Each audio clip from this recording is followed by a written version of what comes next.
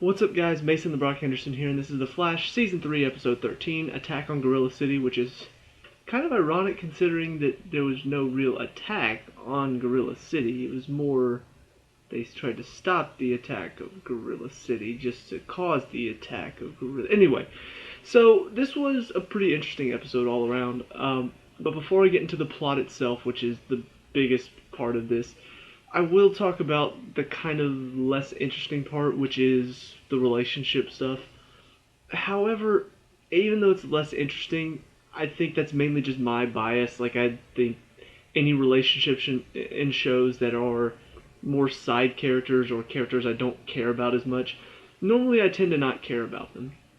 So, I think that's the reason why they're less interesting. However, I will compare it to another show. If you don't watch Supergirl, you don't know what I'm about to say. But I think I compare shows a lot. I compare certain things about shows to each other. And as I understand that it's hard to compare shows. It's hard to say, oh, well, this show is better than this show because they're two different shows. But I do think you can compare how certain shows handle certain situations and how other shows handle it better. And in this case, I think The Flash does a really good job of handling these relationships. Even if I don't care about them, they still do it in such a way to where it doesn't frustrate me, it doesn't bug me, because they don't take time away from the plot of this episode. This episode is all about Harrison Wells gets captured, taken to Gorilla City. It's about them trying to rescue him, and a little bit of a plot by Grodd in there. The relationship stuff happens mainly between Wally and Jesse, and then there's a little bit of stuff between Caitlin and Julian. But I think the big thing is it happens around the plot. They wait until there's a break in the action over in Gorilla City, and then they cut back to what's going on between Wally and Jesse. They wait until, Julian says something that sets Caitlin off, and that's when they kind of throw, not even that long, it was maybe a couple lines about him wanting to protect her, and then they wait until the end of the episode to really have them talk about that. With Supergirl, it's like they'll take breaks right in the middle of the action, or something's going on and all of a sudden they'll change the topic from, oh, we gotta stop this alien, to, oh, so how are things with your girlfriend, or how are things with your boy or whoever.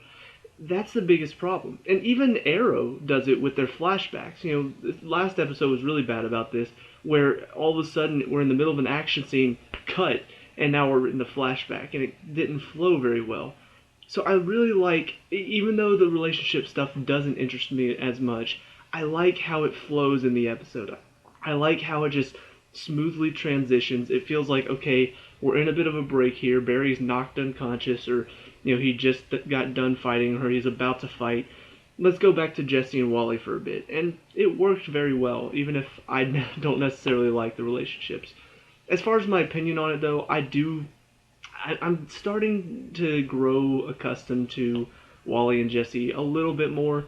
I understand the connection there. I understand that they both have fathers that are way too overprotective of them. And now they're both speedsters, so they have that in common. And I do kind of get the conflict in this between them, where Jesse sees Wally now has his powers and he's loving it, and she feels like now he's kind of changed as a person, but Wally still thinks the world of her and wants to have her over on Earth 1, and so at the end of the episode she decides she's going to stay. I'm curious to see if it's going to be a 3-person Flash team now. That would be kind of interesting. But as far as their relationship goes, it's okay. It's not the worst one I've ever seen. I still don't really care about Wally enough, I think, to really care about this relationship. The other one is Caitlin and Julian.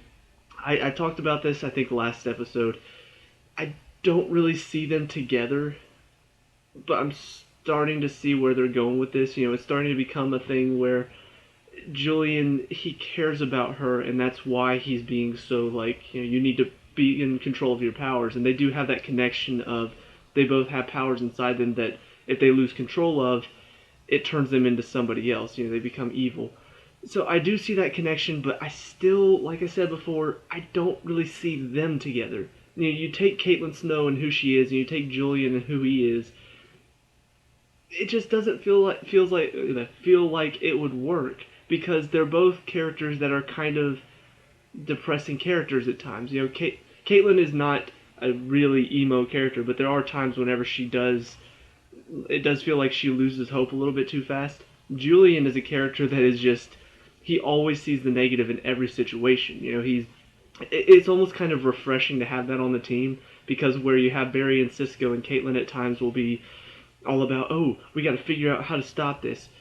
He's going to be like, well, there's no other way. We have to do this. There's only one option. It may not be the best option, but it's the only option we have. And so he's almost kind of a realist at times, but there are times where it's very pessimistic.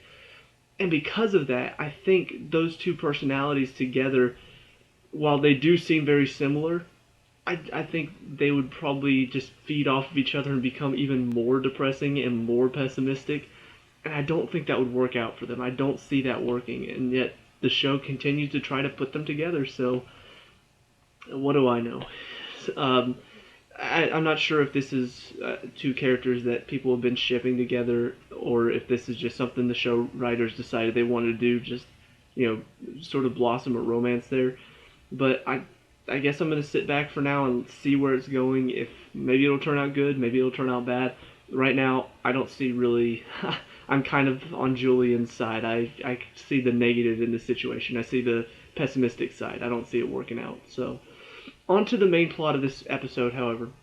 We have a really interesting plot written in this episode. Kind of predictable as far as, Grodd betraying them. But at first it seemed like maybe not. There was that moment where I questioned, what if Grodd is actually doing this for a good reason? What if he's actually changed a little bit in his time in captivity? So they end up finding Harrison Wells. He's being controlled by Gorilla Grodd and is speaking through him. And Grodd's saying, the leader wants to attack your world. And so you have to stop him, and I promise I'll leave your world out of it.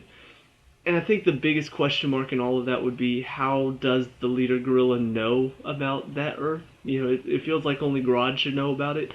If that gorilla does hate humans, why not attack the national city in Earth 2? Why go to Earth 1 to attack it?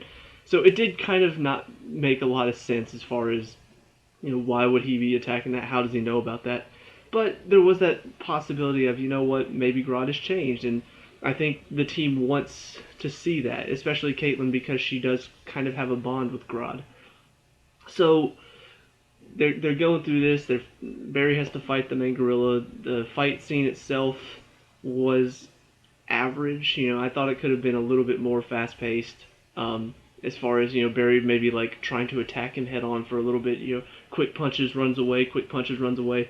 Instead, it kind of just turns into speed go in, and then he knocks him aside, and then he tries to run around to do a lightning thing, and then the big gorilla like smashes down, causes dust everywhere so Barry can't see, and he trips and falls, and then the gorilla's coming at him, and he decides to go Harrison Wells and use his little vibrating hand to stab him in the chest, which then knocks him down.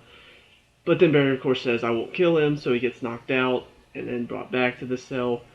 Caitlyn pretends to kill him using her frost powers, so Grodd comes in, tosses his body aside, and then he vibrates to unfreeze himself, opens it up, everybody gets out, Cisco opens up the portal, and they leave. Now, there are a couple issues I do have with this. One, I'm wondering why Grodd waited so long. Why didn't he take Cisco with him, or why didn't he threaten right away? Cisco, if you don't open a breach for me, I'm going to kill one of your friends. I'm kind of wondering, why wait? Why did he leave? Where did he go? What was he doing? How could it take this long to get a breach open? It just seemed weird that he left and didn't leave anybody inside to keep an eye on them. The other problem I have with it is, he's supposed to be a gorilla that can read minds, so how did he not see this coming? Honestly, when they were escaping, I was thinking, what if this is all just Grodd letting them escape because he knows they're going to open a breach to get back, and he's going to escape with them? But we see at the end, he doesn't see that coming. He actually was fooled by this. Like, Caitlyn lied to him, and he didn't see through it.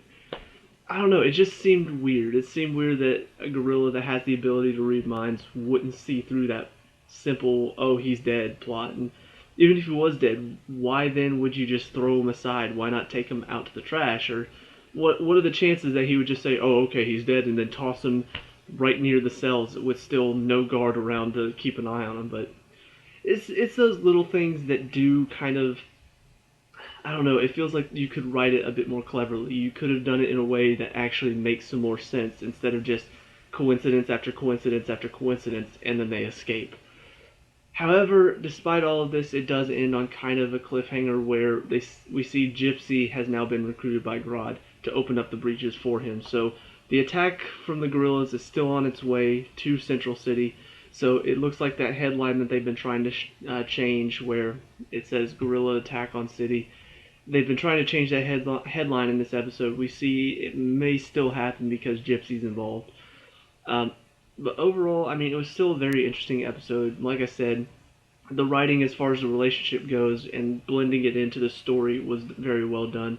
And I think the big thing about it, the CGI, most of the time, Barry, when he's running, a lot of the time looks kind of rubbery. But for the most part, the CGI is pretty well done, especially on beings like Gorilla Grodd and the other gorillas in this episode.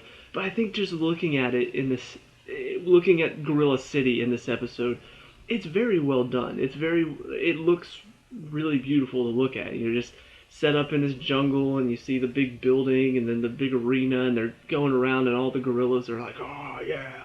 It was pretty cool. The CGI is not spectacular, but it's pretty good considering it's a TV show. The CGI a lot of times on TV shows can look very cheap and very animated.